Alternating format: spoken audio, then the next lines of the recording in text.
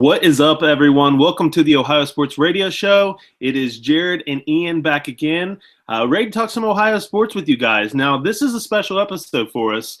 For those of you who have been following along on our YouTube page, this is episode 23 of the Ohio Sports Radio Show. And I cannot believe we're already 23 episodes in.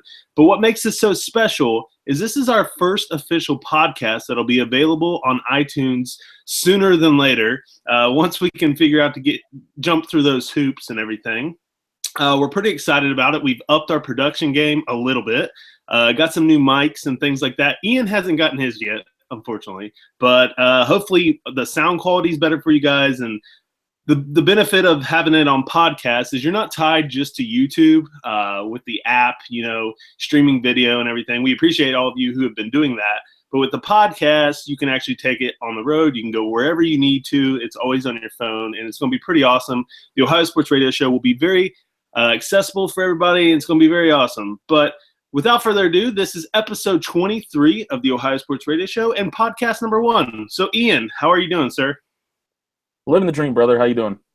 I'm doing well, man. Doing well. Recovering from another awesome weekend of college basketball. But for those of you who are new to the show, we usually start the show off with our best and worst of this past weekend. So, E, let's hear your best and worst, brother. I'm going to flip that and go my worst first. Okay. Duke gets bumped from March Madness by number 1 seed Oregon in the region. Just a rough night for the Blue Devils. Seemed like every time they could get the score back to within maybe 8 points or so, Oregon just went on like another 6 to 8 to 10 point run. And, it was too far out of reach for the Blue Devils all night. They were outplayed, outcoached, everything. Just a bad night for my Blue Devils. But my best of the week, last night, Frank Jackson, Jason Tatum, their performances in the McDonald's High School All-America game. There's help on the way, Duke, and it's Jason Tatum and Frank Jackson's going to lead us next season. We got Harry Giles coming in too. So, at Duke, it's just about reloading each year. So hopefully next year we have a little bit better of a showing in March Madness. So we'll see what that looks like. But definitely excited about the team that's moving forward into next season. Yeah, and my Kentucky boys look well, and they look really good in the McDonald's All-American game as well. But my best and worst of the weekend, I'm going to start with my worst as well. I'm going to follow suit, E. The worst started on last Friday when USA lost to Guatemala 2-0. The dark clouds were rolling over the U.S. Soccer Federation. People were calling for head coach Jurgen Klinsmann, to be fired. Wasn't looking good for USA Soccer. That was followed by our U23 team this past Tuesday, fell to Colombia 2-1. That squad will miss the Olympics, which sucks. Another blow to U.S. Soccer. Things aren't going well right now. After USA men's national team lost to Guatemala last Friday, like I said, people were calling for Klinsmann to be fired. The pressure was on. They followed it up. They played Guatemala again this past Tuesday. They followed it up with a win. That's my best of the week. The USA men, they needed to win. It was a pressure game. These are World Cup qualifiers, so we don't want to mess around and not be able to get into the World Cup. Turn it around. I was at the game. It was awesome, electric atmosphere. USA ended up winning 4-0. So fun. The game was a blast. So much red, white, and blue. Just singing the national anthem with your fellow countrymen and women. It was fantastic just to see him get back on pace. And that's the type of U.S. soccer we should be used to. I mean, I know we're not necessarily, quote unquote, a soccer nation, but we shouldn't be worried about the Guatemalas of the world in soccer and in the smaller countries like that. USA is good enough. We have some of the best athletes on the earth. We should be able to contend, and we should always be safe in World Cup qualifiers. We shouldn't be worried about it. And it's kind of rocky right now, but they did look good. Hopefully they can turn it around. I don't know about Klinsmann. If he can, he's done well in some aspects, and some aspects he hasn't. So I don't know. We'll see how things work out, but hopefully the USA national team, the men's team, can qualify for the World Cup. But that's our best and our worst. E, thank you, sir. Now, we typically follow that with, for those of you who are new to the show, we do a segment called Top 5. Now, each week it's something different. 2 weeks ago, or the first one we did was Leonardo DiCaprio winning his Academy Award. We did our favorite Leo movies, top 5 favorite Leo movies. Then we did top 5 most badass movie characters, things like that. It's kind of something that's going on with pop culture and something that's trending. So we wanted to do this week's, for those of you who don't know, Batman vs. Superman released in theaters, and it got destroyed in reviews. Now, from my friends who are comic book nerds, quote-unquote nerds, those folks that went and saw it, they said they actually enjoyed it, but the critics and a lot of people did not. It's got a rotten review on Rotten Tomatoes right now, which is kind of the main review site for movies. It didn't do too well. It had to it's going to be a flop in the box office. So that prompted our top 5 for this week. And that top 5 will be top 5 movies that are so bad they're actually good. So, E, you know the role. We start with number 5, work our way down to 1. So let's start with number 5, E. What is your 5th best movie that is so bad it's actually good? My number 5 movie is Tokyo Drift, that installment of the Fast and Furious series. Going into it, wasn't a real big fan, but if you're a fan of a movie series, you got to see them all. And I've got a few others like that's in my list. But Tokyo Drift, not the greatest Fast and Furious movie, but it probably is the worst out of all of them. But still a good movie if you're a fan of that franchise. But that comes in number 5 on my list. That franchise just seems like it's gone on for too long for me. But I mean, the first couple ones were good, and then after that, I kind of fell by the wayside. But my 5th movie on this list is Basketball. Matt Stone, Trey Parker, the creators of South Park, comedy geniuses. Now, this is kind of a cult movie. You may love it. I don't know, E. I personally love this movie. I think it's hilarious. I think it's laugh out loud funny. But to the common eye, it got destroyed in reviews. It was a box office flop. Hilarious movie for me, though. There's so many quotable lines in this movie. And now for me, I'm not a big horror movie fan. I'm not a big sci-fi. I mean, I like some sci-fi, Star Wars and Star Trek, the new Star Trek movies and things like that. But I tend to stick to the comedies. So my list may be comedy heavy, by the way. But number 5 on the list for me is Basketball. Love the movie. I think it's hilarious personally. So let's hear your 4th movie on this list, E. Number 4, we're going to the Child's Play franchise and the Bride of Chucky movie. I mean, I'm a fan of the Child's Play franchise, but, just like I talked about with Fast and Furious, this one kind of pressed your buttons on, how much can they go with this franchise, how much more can they do with it. I believe this movie came out 6 or 7, maybe 8 years after the previous one had.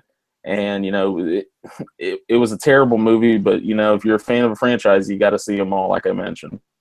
Yeah, I've only seen a couple of those, I think. I don't remember. Like I said, I don't really watch those kind of movies. I don't know. They never interested me. But number 4 on this list for me is Beverly Hills Ninja, Chris Farley. Kind of at the height of his career.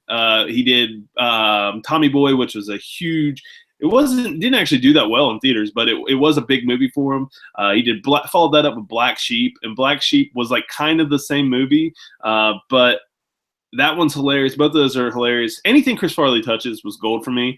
Beverly Hills Ninja is one of my favorite movies he does. It's so funny. There's so many funny things. I can sit and watch that movie and laugh out loud. I love Chris Farley. He died too young. But Beverly Hills Ninja, man, hilarious movie. So that's number 4 for me on this list. So E, let's hear your third movie on this list of the top 5 movies that are so bad they're actually good. Number 3 is Halloween Season of the Witch. Now, this is the movie that every Halloween people will talk about, in the Michael Myers franchise and movies, that that movie's terrible. It didn't even have Michael Myers in it, but it sets the precedent for later on in the series.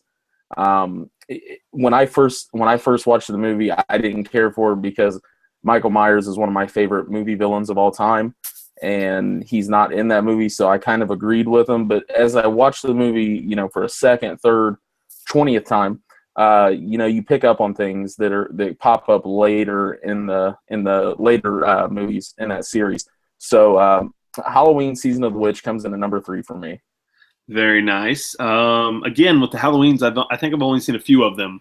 But I mean, they're pretty good. He's a creepy ass character, man. But number three on this list for me is Hot Tub Time Machine. That movie is hilarious. It doesn't get the respect it deserves. Super funny premise. I mean, who doesn't love a time travel movie? So funny, especially to go back to the 80s. Just such an awful time period the 80s were. Sorry if you were born in the 80s or lived as a teenager through the 80s. It was just too many bright colors and too many hair metal bands and things like that. I don't know, just not my time. More of a 90s kid. But Hot Tub Time Machine, hilarious movie, very underrated. A lot of funny lines in that movie. But let's move on to number two. E, what's your number two movie on this list? I am a fan of every single one of the movies in this next franchise, but every one of them after the original flopped, and that is any of the Saw movies after the first one. I remember these movies came out about the week of Halloween every year. My birthday is on November 6th, so they always dropped into the movie theaters about a week before my birthday. It was always the birthday outing with me and my friends, and the crowd became smaller and smaller each year for my birthday because it's like, oh Lord, we're going to see another Saw movie with Ian. And I think they're up to like Saw 19 now, but I've always liked them. I've liked every one of them, but it definitely went very downhill or very far downhill after the original one came out. Yeah, those are the first one's incredible. By the way, the killer in the first Saw movie is actually laying in the middle of the floor the whole time. So, spoiler alert for anyone who's not seen that movie. Sorry, but it's been like 10 years, so you snooze, you lose on that one. But those are great movies. The first one's fantastic. Number two on this list for me, gotta rep the big guys. My boy Shaq and Kazam. Terrible movie, but so good, so terrible it's good. This movie quite fits the list perfectly. Shaquille O'Neal, not the best actor. You would think, Jordan was pretty good in Space Jam, even though he didn't do much. The Looney Tunes pretty much did all the work in Space Jam. Shaq, not the best actor. Kazam was terrible. Man of Steel was terrible. But they're so good. Such cult films that we still love them. Pretty cool premise, I guess. It's something that's been done a million times. Shaq was a genie, which was just funny in its own right. But yeah, terrible movie, but super cool at the same time. I think I have that one on DVD or VHS somewhere around the house. But Kazam with Shaq, number two on my list. All right, E, let's move to number one. Number one on our list of top 5 movies that are so bad they're good. Let's hear it.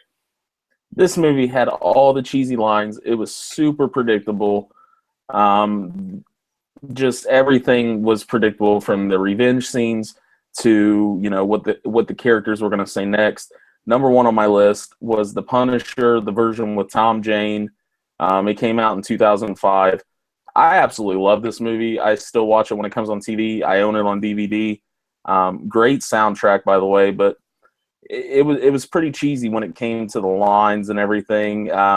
There's one point where he's talking to the DA and everything, and they said, "Look, we know you're upset." And he's like, "Upset? I used to get upset when the Yankees won the World Series." And that was the year that the Red Sox had came back and won the World Series for the first time in a millennium. But just everything with that, it was so predictable with everything that was going to happen next. So number one is The Punisher, Tom Jane. Yeah, that movie was not good for me. But yeah, I could see how it could be one of your favorites. Not good for me, though.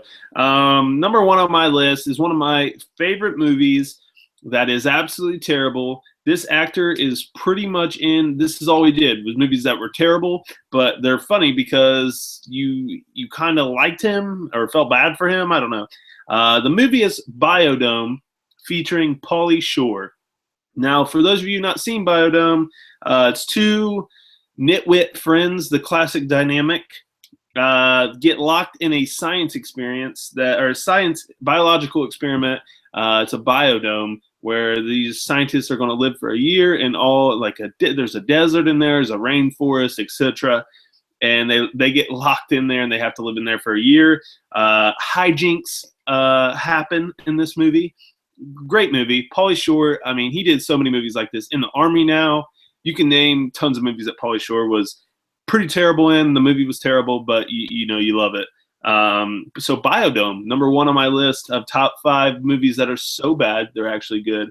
And me and Ian both want to give an honorable mention to any of the Ernest movies. They should all be on this list because they're all so bad, they're kind of good. But that's our top 5 this week. Let's move on. Let's talk a little sports. The NCAA tournament this past weekend, Final Four set. We got Villanova. We taking on Oklahoma. And then we have UNC, the only number 1 seed remaining, taking on Syracuse, 10-seed Syracuse, the first 10 seed to ever make the Final Four. I just want to point out, that my bold prediction of only one number 1 seed making the Final Four came true, even though I said it'd be Kansas. It still came true. I'm gonna take that small victory this week. But the Final Four, what do you think, man? What do you think of the games this weekend? They followed suit with everything that's happened so far. I mean, there's been a lot of good basketball in this tournament. Oklahoma has, proven that they're worthy of that 2 seed that they got. Maybe should have been a 1 seed, but Buddy Hield is fantastic. Villanova, they're one of those teams that Jay Wright has always had a good team at Villanova, but they've always faltered in the tournament. And you know what's funny? Real quick, you know what's funny about that Villanova team this year? Last year's Villanova team was better. Last year's Villanova team was so good. And I thought they were going to make a run in the tournament. But like you said, Jay Wright just kind of he just stumbles in the tournament. But sorry to cut you off. But yeah, man, that team last year was so good. Yeah, they're always one of those 30-3 teams that come in as a 1 or a 2 seed, and they just can't get the job done. And like you mentioned, last year's team was way better. His 1-seeded teams, and I think last year was a 1 seed, but he's had several 1 seeds at Villanova that have been better than this team, and apparently this team's just decided to click, and they're trying to win one for Jay. North Carolina, they got hot at the right time this year. Everything's happening that needs to happen for them. They're starting to hit outside shots, which they haven't done all season. Marcus Page is an absolute leader on that court. Kennedy Meeks and Bryce Johnson, they're nuts down low. They're double-double machines, especially Bryce Johnson. It seems like every game since probably December, the guy's had at least 20 points and 10 boards. Syracuse, I don't know what the hell happened with them. I don't know how they're getting past teams. They're one of those teams that's really good at exploiting the other team's weakness. You saw that in the Dayton game. They know how to shut teams down. It's not necessarily that they're playing good. They just know how to exploit that other team's weakness, and they do it the entire game. So it's definitely smothering. It's definitely aggravating. I'm not a big Boeheim fan, but they're playing well. They deserve all the credibility or the credit that they're getting. So definitely we got a couple good Final Four matchups coming up. So I'm not a Boeheim fan either, but let me ask you a question real quick. Do you think that this is Jim Boeheim's best coaching job at Syracuse with this team? Absolutely. Because coming in, to be honest with you, and I guess this is where I fail as a sports fan, I thought they were still on some type of probation or suspension. I didn't think they were eligible for postseason play. Well, last year they had a self-imposed ban from the NCAA tournament and postseason play. I don't know what happened with that. I don't know if the NCAA was lenient with them, but obviously they were allowed to play this year. UNC also, speaking of that matchup, UNC-Syracuse, they're on an academic scandal right now. With all that, there are guys not going to class and all that. They had guys that graduated on the dean's list and never went to class one time while they were there. So kind of a shitty game between UNC and Syracuse. I know you're a Duke guy, so to even root for UNC has got to be hell on earth for you. I do want to ask you a question about UNC though. Is this, if Roy Williams wins a national championship, is this his last year at UNC? And before you say anything, you got to look at it like this. I know he's kind of turned the comments away of him being, not healthy, but he doesn't look good on the sidelines. He passes out almost every game. I think he blacks out like every game, which is crazy. His knees are terrible. He said he can hardly walk. He needs double knee replacement. They're in the midst of an academic scandal. He knows better than we do what's going to happen with that. I'm sure he knows more than what's been announced or what the punishment may be. But it doesn't look good in that aspect. Do you think he rides off into the sunset if they win it all? Regardless if they win or not, this is actually something that I've thought about. So I'm glad you bring it up, or you brought it up. I think he's done either or. If they win it or if they don't, I think he's going to pull a Pete Carroll at USC, and he's going to see the writing on the walls, and he's going to get out. Like you brought up his health. I know that they haven't said much about his health, but like you mentioned, the guy looks terrible on the sidelines, and it looks like he could take his final breath at any point. He struggles over there.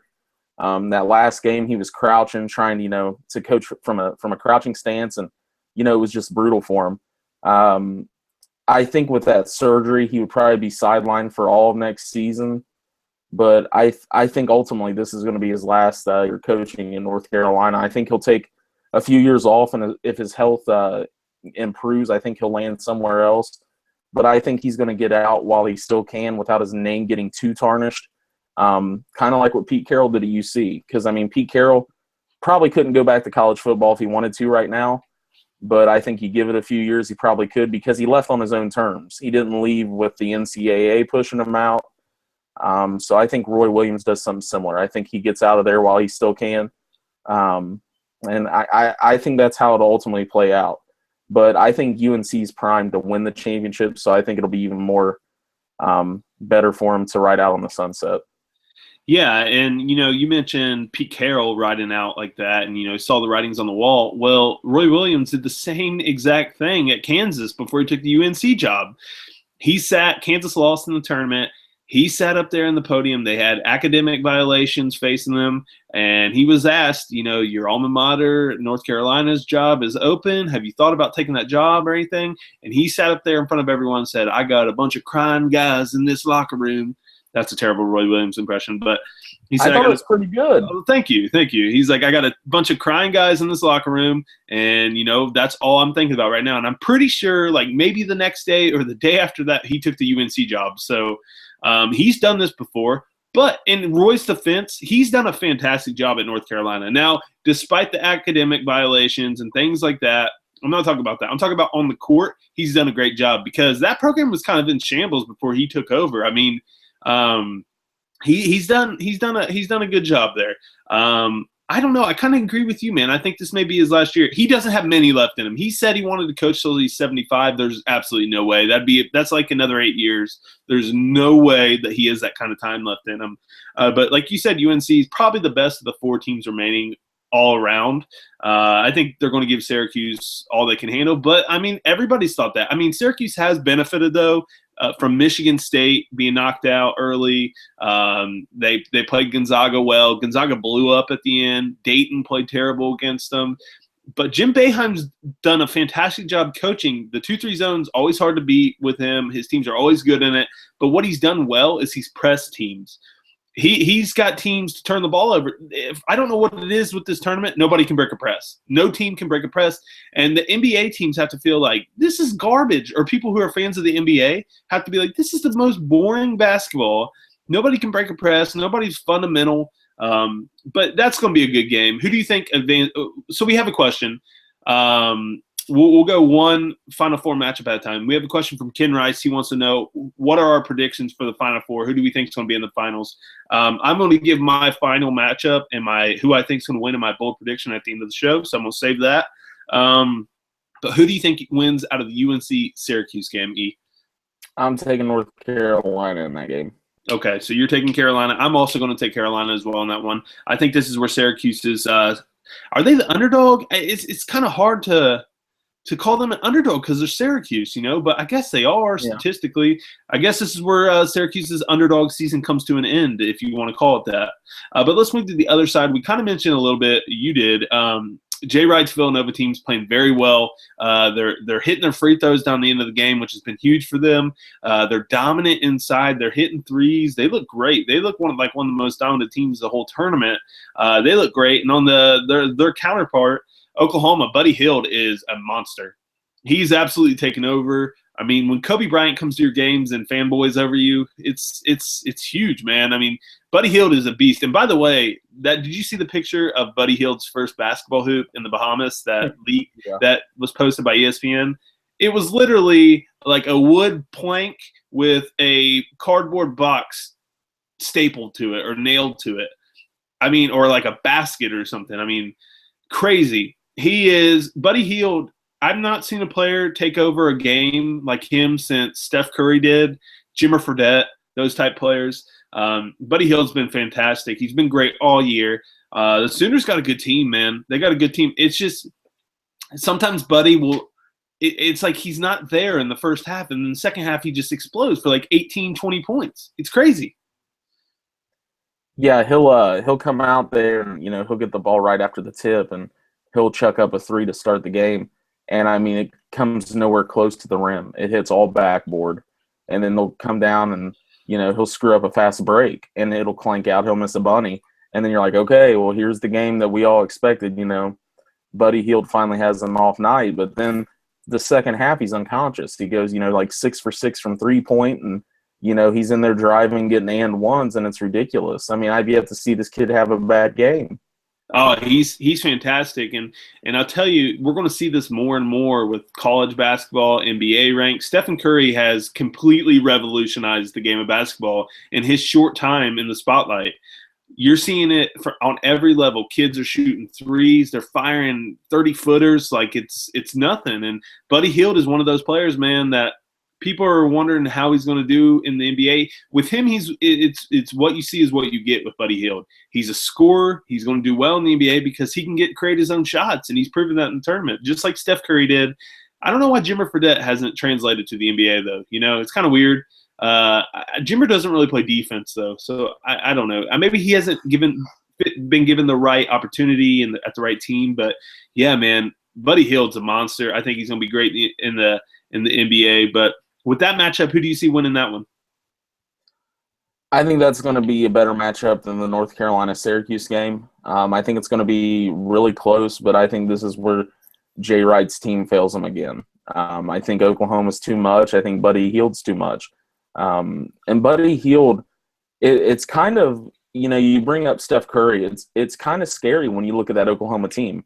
Granted, there's not many, there's not another superstar on that team, but every one of those players serves the purpose, just like Golden State. That team is a well-oiled machine, and Buddy Hield makes everybody else better. I'm going with Oklahoma in that game. Yeah, I'm also going to take Oklahoma in that one as well. So, Ken, thank you for your question. We do appreciate that.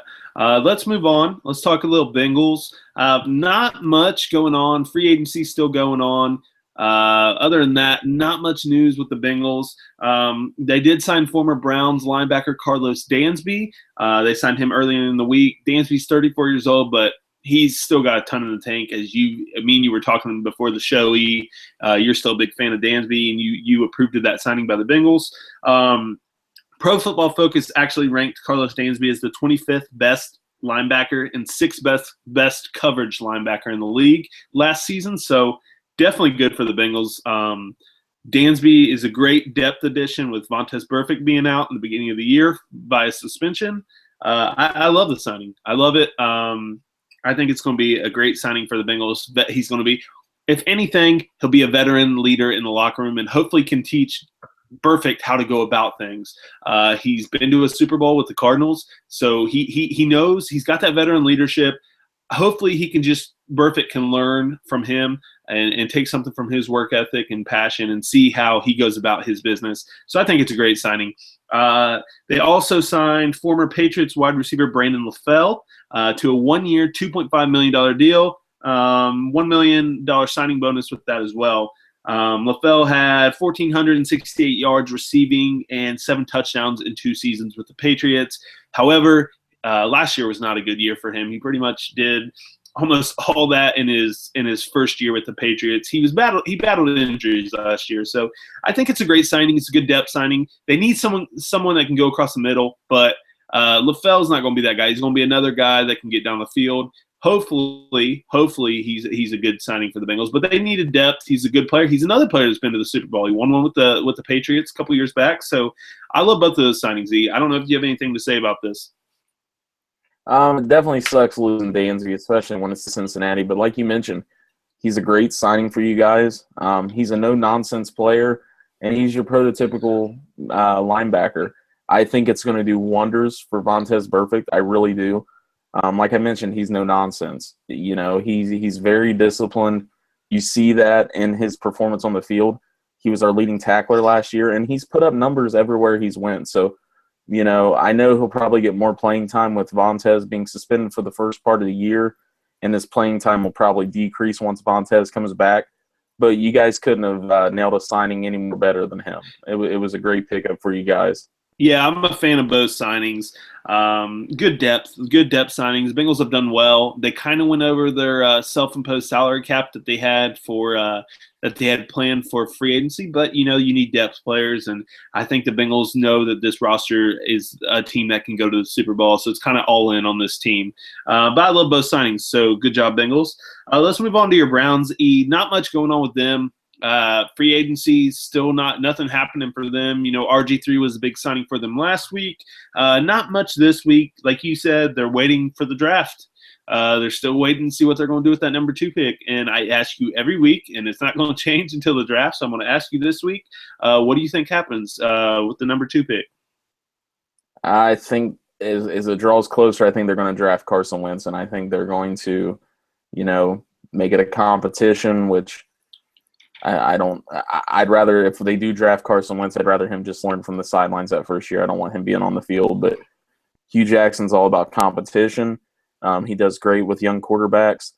Not saying I would necessarily draft Wentz number 2, but I think as the draft becomes, you know, closer in the rearview mirror, I think that they're going to end up taking Wentz at number 2, and they're gonna challenge RG3. You know, look, we got a young gun that's waiting to show what he's got. He's, you know, everybody believes in this guy. And, you know, you're a person that's on the mend that we've given a chance to prove to us that, you know, you can step in here and, you know, teach this guy. And RG3's went on record saying, you know, he hopes they draft Wentz. He would love to take someone under his wing, and, you know, he'd love to have somebody nipping at his heels to get into the game. And it just it increases the output that he gives, because he's going to be competing more. So I don't know. I'm beginning to think more and more that they're going to draft Wentz with that number 2 pick. Yeah, odds are they probably will. I think the Browns are in a position with Wentz where they don't know if they want another quarterback, but they're afraid of missing out on the next best thing. Because Wentz is getting very high praise. It's not often that Andrew Luck, when he came out of Stanford, was for sure cannot miss Andrew Luck. Now they were saying the same thing about RG3, if you remember. And RG3, to his credit, had a fantastic rookie season. However, Andrew Luck, if he's anything like Andrew Luck, that's a home run for you guys. Now you guys have so many needs, you almost have no needs, if that makes sense at all. You guys have a million needs that you need, like we've gone over. You guys could do any. You guys are in the position with the number 2 pick that no matter what position you drafted, it's a good pick, because that's how many needs you guys have. And I've seen mock drafts where they have Wentz, they have Jared Goff. I've seen Ezekiel Elliott at number 2. Now, what would you think if that happened? I'm torn on the Ezekiel Elliott thing, because he's the best running back leaps and bounds out of the draft. But you know, I think they got if they can shore up that offensive line, which is a big if. I think they've got a tandem back there in Duke Johnson and Isaiah Crowell that can put up numbers that are good. That's the one position that would be puzzling to me if they drafted. And I mean, I know Zeke is a top-notch player, and he's a potential top 5 pick, but that's the one that would be a noggin scratcher for me. That, and if they take like a punter or kicker number 2 and just stick it to the city. But I mean, I guess I wouldn't be mad, because then they'd have to get rid of one of them, which they'd probably get rid of Crowell. But I don't know. I just don't see him drafting Zeke. But that would definitely put a big creak into the plans. I don't think they'll draft a running back, but Zeke is there. I mean, he's getting praises like Adrian Peterson did when he came out. So I don't know. I think you need a line for a running back to be successful, and you guys need to address that more than a running back. And I agree. Duke Johnson, did well last year. Your guys' line was terrible. I mean, we texted multiple times during Browns games where the line was just getting pushed back, and I texted you flat out like, dude, your guys' line sucks. It's terrible. Yeah. But yeah, I don't know. We'll see what the Browns do, and I'm going to ask you every week leading up to the draft. So we're only a month away, end of April, and the best time in sports, man. For me, the NFL draft. I'm an NFL guy, protect the shield, so I'm excited. I can't wait to see what my Bengals do and to see where the Browns go with that 2 pick. But let's stay in Cleveland. Let's move on. Let's talk a little Cleveland Cavaliers basketball. The stories keep on coming with the Cavs. They make it easy for us. In the latest news, Kyrie Irving, his girlfriend apparently is cheating on him or is supposedly cheating on him. A rapper by the name of Party Next Door, fantastic name, by the way. That's a great street name, fantastic. Rapper by the name of Party Next Door, all one word, by the way, posted a picture of Kyrie Irving's girlfriend, Kalani, and him together. Now, Kyrie came out and said that they were not together when that picture was posted, but he said it is unfortunate. So apparently the rumor is going around that Kalani, Kyrie's girlfriend, is cheating on him with the rapper Party Next Door. And then, to make matters even crazier, his girlfriend, a couple days later, posted pictures of herself on Instagram in the hospital after an apparent suicide, which is sad, obviously. Just crazy, crazy news. With Kyrie and the Cavs. And then to top that off, LeBron sat out Tuesday's game against the Rockets and basically coached, just completely took Tyronn Lue's man card and ripped it up, made him sit down like a little brother and just coached the whole game. He's 0 for 1 as a coach, by the way. But LeBron, Kyrie, the Cavs, what is going on in Cleveland, E? Luke Walton's a better coach than LeBron can ever become. I just want to point that out. Luke Walton should get coach of the year votes. He has no wins. The funny thing, all those wins go to Steve Kerr. Yep. That's the craziest thing. On his resume, he has none of those wins that he won in the beginning of the year with Golden State. But he's like, what, 13-1? Dude, yeah, he's like 20 and something. Steve Kerr didn't come back till like quarter of the way through the season. So, yeah, Luke Walton, I mean, just what he did, the Cavs should be calling him up immediately. Like, we will pay you any amount of money to come here. Oh, yeah.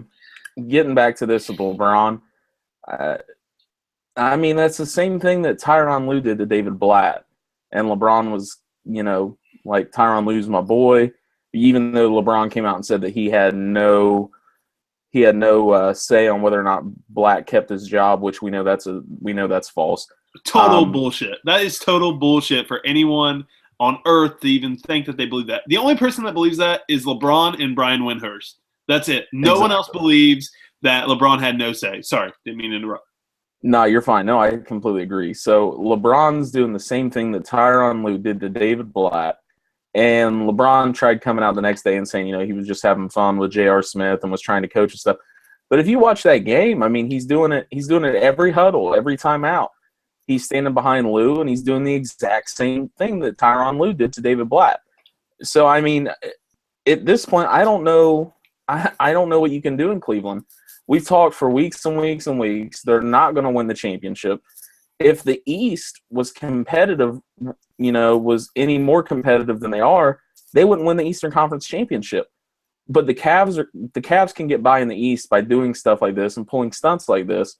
But as long as they continue to do all of this, they're not going to win an NBA crown. And LeBron's kind of the root of all this evil. And I hate to pin that on him, but one, you should never have left. Two, you shouldn't be doing the same thing that your new coach was accused of doing. And three, just don't be a douche, man. And with the Kyrie thing, I don't know. I'm speechless on it. I don't know what to say. It hasn't affected his play because he came out and he played great the other night. But it's just an unfortunate situation. Yeah, that situation, I don't really want to comment on that. It's pretty terrible all around. Getting cheated on sucks. I mean, if anyone's been cheated on, it's terrible. The attempted suicide's awful. So, nothing really to touch on that. It's just another crazy story out of the locker room of Cleveland is where I was going with it. And the whole LeBron thing, he's nuts. He is nuts. LeBron is crazy. Is it time that we finally admit that he's crazy? He is such a diva, man. I like LeBron on the court, but I hate everything he does off the court. It's terrible. He is awful. There's a whole rift between that team and like the whole NBA right now is just weird.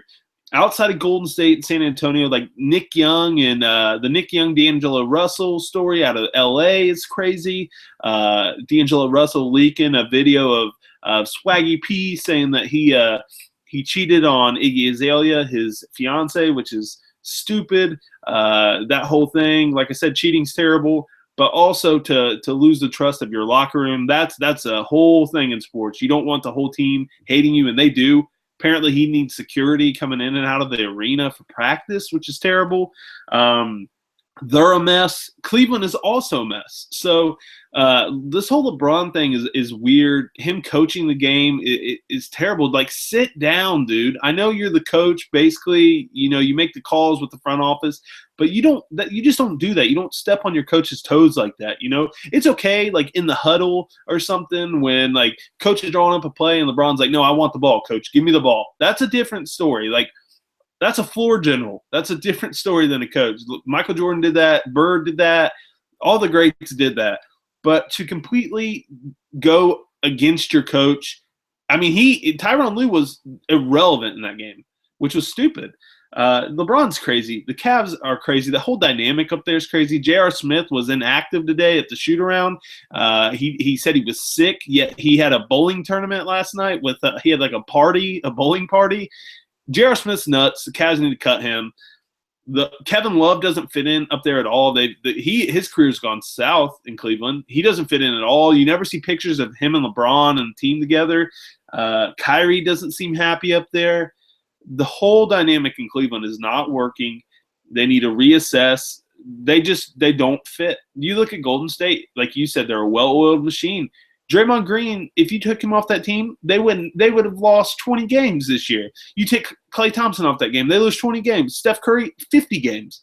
So the whole dynamic, like I said last week's show, you take one piece away from that Golden State puzzle, it's like an engine. They don't work. Cleveland is just a group of good players that don't gel well together. They need to reassess that whole team. It's terrible. LeBron is not going to win a title with that team. I mean, do you think so? Not at all. Not at all. Yeah, they're terrible. So, I don't know. We'll see what happens. They'll run through the East, and let's see what happens in the West. And it's going to come down to Golden State or San Antonio. And I guarantee Golden State has to play San Antonio at home and in San Antonio. And I will bet you anything in this world that Popovich rests the starters in Golden State, because he doesn't care about that. And he plays the starters, and they demolish Golden State in San Antonio. I guarantee it. Pop does not care. He will not give Steve Kerr and Golden State he plays mind games with teams, man. He does not care. He does not care about this record. And they're quietly having one of the best seasons in NBA history because Golden State's overshadowing it. But that's going to be fun when the playoffs start. We're going to get to see who comes out of the strong West and pretty much see who the Cavs have to face in the finals, because Cavs are going to run through the East, most likely. But, yeah, let's move on. End of our show. Bold prediction, E, for this upcoming week of sports. What's your bold prediction, brother? My bold prediction is that the North Carolina Tar Heels will defeat the Oklahoma Sooners in the NCAA Men's National Championship.